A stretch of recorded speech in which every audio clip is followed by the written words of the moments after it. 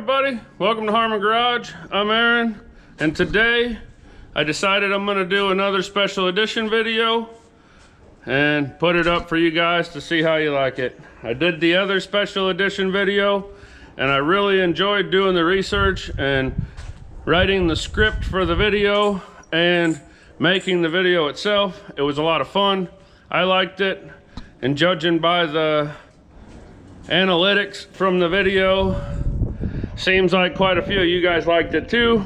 So I decided, hey, what the heck, let's do another one. So this time we're gonna do something a little different. It's gonna be a video about one special truck, and I've got quite a bit of information on it. And that truck is the CUCV, which is the Commercial Utility Cargo Vehicle, which was manufactured and produced by General Motors and used in the United States as well as other countries' militaries. So I'm gonna go down through the line. There's 4 or 5 different models of the, let's call it the CUCV. That's what I always call it, CUCV, CUCV, Commercial Utility Cargo Vehicle, whatever you wanna call it. But there's 4 or 5 different models of it, and then there's renovations, changes. There's submodels. Let's call it submodels that the military made themselves after they took delivery of the vehicles, used them for a while, realized, hey, if we do this to it, it'll work a little bit better, so on and so forth. So enough of me talking about it. Let's get to it. In 1981, the U.S. Armed Forces found themselves using a variety of light vehicles for numerous tactical and other applications that often overlapped, many of which were too expensive to run and maintain. A study was instituted to cut down the number of vehicle types in service and replace them with relatively low-cost, militarized commercial type, where expensive tactical type vehicles were not necessary. The vehicle would be used by the U.S. Army, Marine Corps, and Air Force.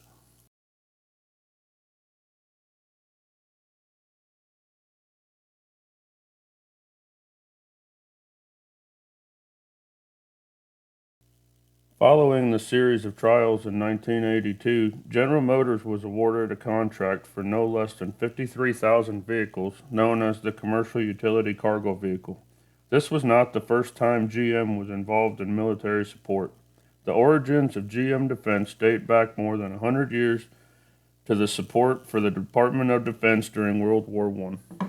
It was at that time when various GM automotive divisions first rallied their incredible manufacturing might to produce thousands of vehicles, engines, aircrafts, and ammunition in support of the war effort. When World War II started to rage, GM Defense stepped up once again. Between February 1942 and September 1945, not a single passenger car for civilian use left the assembly line at any GM plant. Combined, GMC and Chevrolet built more than 850,000 trucks for military use during World War II, including the GMC Jimmy Deuce-and-a-half 6x6 truck in a variety of configurations, and Chevrolet 4x4 trucks, officer cars, and Suburbans. When the U.S. entered the Korean War in 1950, GM once again aided in the support of American troops. GMC delivered 9,000 of its next-generation 2.5-ton 6-wheel drive military trucks. From 1959 to 1971, GM continued to grow its defense business. The GM Defense Systems Division, later renamed GM Defense Research Laboratories, in an attempt to increase support for the national defense effort, designed and built prototypes and many other military-based products. And that brings us into the 1980s, when GM returned to its roots in military mobility and won the contract for the Commercial Utility Cargo Vehicle. The Commercial Utility Cargo Vehicle, or CUCV program, was instituted to provide the United States military with a cheaper light-duty vehicle to add to the purpose-built but expensive Gamma Goats and M51 series Jeeps that were nearing the end of their service life. It initially provided Dodge D-Series and then Chevrolet CK Series with several military modifications. There are 5 basic configurations of the GM vehicles that were purchased in the mid-80s from General Motors, Chevrolet, and GMC truck divisions. And that is what we are going to get into in this video. The commercial off-the-shelf concept translated into the CUCV program in 1983/84, when the GM CK series replaced the Dodge D880 that currently served. The GM CUCVs were produced in the 1983 to 1986 time period, but the actual model years were 1984 to 1987. Most of the CUCVs were 1984 model year. The GM CUCVs were intended to perform background roles by providing support for frontline forces such as cargo transport, troop transport, first aid, and communications. CUCVs were not built for frontline combat use, which is evident by their lack of armament and protection from ordnance. They are assembled mostly from the heaviest duty bits and pieces available from the light duty truck line. However, many of the vehicle's parts, such as the windshield, cabin glass, and body panels, are civilian grade and offer no protection from firearms or explosives. The CUCVs came in 4 basic body styles: the basic pickup, utility, ambulance body, and cabin chassis. The M1008 was the basic cargo truck. The M1009 is a 3/4-ton utility rig, which was made from a stripped-down Blazer that was upgraded to 3/4-ton capacity. And the M1010 was the ambulance. With the exception of the M1009 Blazer, the trucks were all rated as 1 1/4 tons, commonly known as a 5/4, even though some of them had payload capacities which exceeded that. In the truck line, there were some heavy-duty models that include the M1028 and its many variations, which were mostly shelter carriers, the shelters being a mobile command, communication, or intelligence operation enclosure. The M1031 was the cabin chassis, which was most commonly found in the 2-door version. The M1028 and its variations and M1031 were all rated for heavier 3,600 to 3,900 pound loads versus the M1008 2,900 pound load capacity. Many M1028s were upgraded at the company level to M1028A2 and M1028A3 specs, which included dual rear wheels. The dual rear wheel conversion was the result of incidents where the M1028 flipped on its side because of the high center of gravity when carrying the equipment shelters. To further break down each of the 5 vehicle types, I am going to go through them one by one and touch on some key points and/or special characteristics of each one. First off is the M1008, which is the basic General Motors civilian model, except it has an MP208 transfer case where the civilian models came with an MP205. The M1008 was the most produced of the CUCV trucks. They were usually outfitted with troop seating for 8 in the bed. Other fitments included a specific to model brush guard, front and rear tow hooks, and a pintle hitch. The M1008 was rated to tow 3,000 pounds and were often used to tow the M101 3/4-ton trailers. The M1008A1 variation was fitted with an additional 100 amp 24-volt generator and communications kit. Next up is the M1009, the utility version of the Chevrolet K5 Blazer, which was used for command and control purposes. These were also the go-to for officer transport. The M1009 was often seen with radio sets installed, although the large squared tube stock mount prevented the rear seat from being lowered. The M1009 was rated for a 1,200 pound payload and a 3,000 pound towed load. It used the heaviest duty GM springs available for this particular chassis. The rear axle was a GM 10 bolt with 308 gears and a rear Eaton auto diff lock.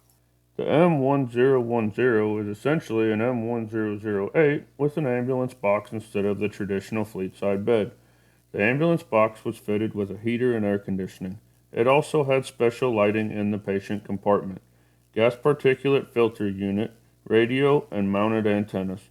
Some of the M10 CUCV ambulances were converted to command post and mission control, as well as USMC ordnance repair trucks.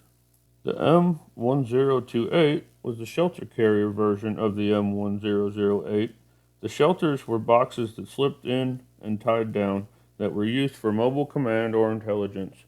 There is 4 variations of the M1028, which I have already touched on briefly. The M1028A1 was standard with a PTO. The M1028A2 was a company-level dual rear-wheel conversion with a PTO, and the M1028A3 had dual rear-wheel conversion with a PTO, but it was also the 4x4 model with the MP208 transfer case. There was also an M1028FF, which was a fire truck variation, or the M1028 CUCV, but was outfitted with a tank, pump, and hose reel in the bed used for firefighting duties. The last type of the CUCV is the M1031. The M1031 is the cabin chassis model. Most of them got maintenance boxes installed with a PTO-driven welder generator. All 4x4 models came with the MP208 transfer case, and for no known reason, came with a fixed position pintle hook instead of the rotating pintle hook that came standard on the other models. All the CUCVs produced starting in 1983 for the 1984 model year, all the way up to the end of production in 1996, came with the 6.2-liter Detroit diesel V8 engine. GM first introduced the 6.2-liter in 1981. Okay, for all of you that are saying, no, you're wrong, it didn't come out till 82, and the CK series trucks and the CUCVs didn't start till 84, just take a deep breath, hear me out. The 6.2-liter Detroit was first brought out in the CK pickup lines in 1982. Developed in collaboration with GM subsidiary Detroit Diesel, the engine family was produced by GM through 2002, and AM General subsidiary General Engine Products still produces a military variant of this engine. The original 6.2-liter 379 cubic inch V8 was introduced in 1982 and produced until 1993. The 6.2 diesel emerged as a high fuel economy alternative to the V8 gasoline engine lineup and accrued better mileage than the 4.3 V6 of the mid-80s at a time when the market was more focused on power than fuel mileage. It was designed to easily install in place of the gasoline V8s using all the same mounting and attachments for transmissions as all other GM truck engines. Overall weight was slightly heavier than the 7.4-liter 454 V8 big block engine. Did you take that deep breath and wait patiently? Because here's the reason I initially said introduced in 1981. There were approximately 300 6.2-liter diesel engines put into two-door cars in 1981 prior to the official production. These vehicles were given to the United States government and issued to various federal agencies and military branches. They were used as test beds for long-term fuel economy and reliability. The RPO code used in the CUCV was LLY, which was the J series engine. The specifications of this engine include a bore and stroke of 3.98-inch bore and a 3.8-inch stroke.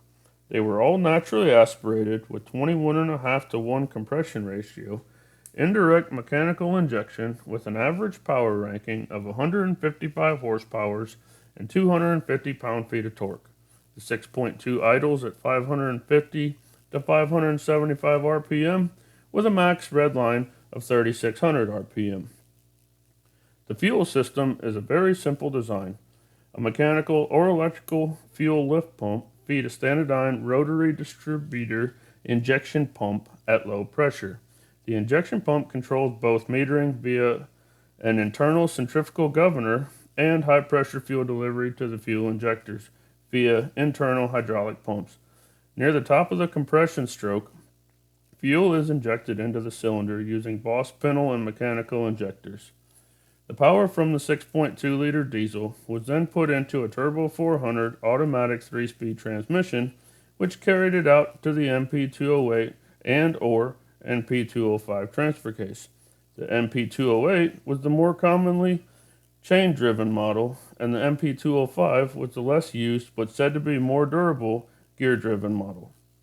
The axles kind of varied based on the model, but not by a lot. The M1008 used an open Dana 60 in the front with a corporate 10.5 14-bolt diff with no spin lockers, which is the commercial trade name for the Detroit locker. The M1009 used 10-bolt axles front and rear with 308 gears. The rear axles had Eaton auto diff lock while the fronts were left open. The M1028 used the same equipment as the M1008. However, the dual wheel updated versions were updated. The M1028A2, M1028A3, and the M1031 were often outfitted with the Dana 70 with a track lock limited slip and a 456 gear. Speeds on all CUCVs were governed at 55 miles per hour. The electrical system is something that really makes the CUCV stand apart from civilian models. As with most military vehicles, the CUCVs used a 24-volt electrical system that was actually a hybrid 12-24-volt electrical system. It used 24 volts under the hood for starter, voltmeter, and glow plug circuit, along with the mandatory NATO slave receptacle for jump-starting any 24-volt NATO vehicles. Also the hookups for military radios, and all the lighting and other functions was 12 volts. They are equipped with two 12-volt batteries and two 12-volt 100-amp alternators. One battery is isolated from ground and connected in series with the other one. These produce 24 volts with a 12-volt center tap, much like the 240 120-volt domestic house distribution system. The 12 volts to ground is derived from the center tap. Okay, do I have everyone bored and confused? Let's move on to the next topic. Although their main use was base vehicles stateside, some of the CUCVs went to Iraq for Operation Desert Storm and saw combat. Not necessarily used on the front lines, but I'm sure were used for any and everything that could be utilized to do. The CUCV was not only utilized by the United States military, but also assisted in the efforts of many other countries that had and still have them today. Included in this list is Argentina, Albania, Canada, Greece, Estonia, Latvia, Lebanon, Liberia, Lithuania, and Sudan. GM produced roughly 70,000 CUCVs from 1983 to 1986, with the model years of 1984 to 1987. Most of the 70,000 units were produced in the 1984 model year. GM continued to build CUCVs in low production numbers from 1986 to 1996, mainly to accommodate military markets that needed replacements for existing CUCVs. The U.S. militaries kept the CUCVs in active service long past their projected lifespan, though many have been sold off through military surplus auctions into civilian ownership. CUCVs are still in use as support vehicles for military police, troop transport, range control, facilities, and maintenance. As the CUCVs become retired or surplus, they have not only been auctioned off to the non-government civilians, but also utilized by other government agencies such as fire departments, police departments, forest services, and etc. The CUCV has served in many different ways over the course of the last 40 years, from protecting our country as a military asset to protecting our cities, towns, and villages as police and fire support vehicles, and down to putting a smile on the face of people that have purchased them in surplus to make them their own. I would have to say, with little to no reservation, the GM really hit it out of the park with this one. Alright, I had a lot of fun making this video, and I sure hope you guys enjoyed watching it, and maybe even learned something. I don't know that you necessarily needed any knowledge on the CUCV, but knowledge is power, right? So I think it's cool. I like to do the research and find out the information because honestly, the more I know about the way General Motors did their thing, and the more I know about different trucks that were built and how they were built and all that kind of stuff, is just more knowledge that I have to do what I do on a daily basis. So I enjoy it. Hopefully you guys enjoyed it. I've got a couple other vehicles that I want to do sort of the same thing on. Maybe some different generations of vehicles that I want to do the same thing on.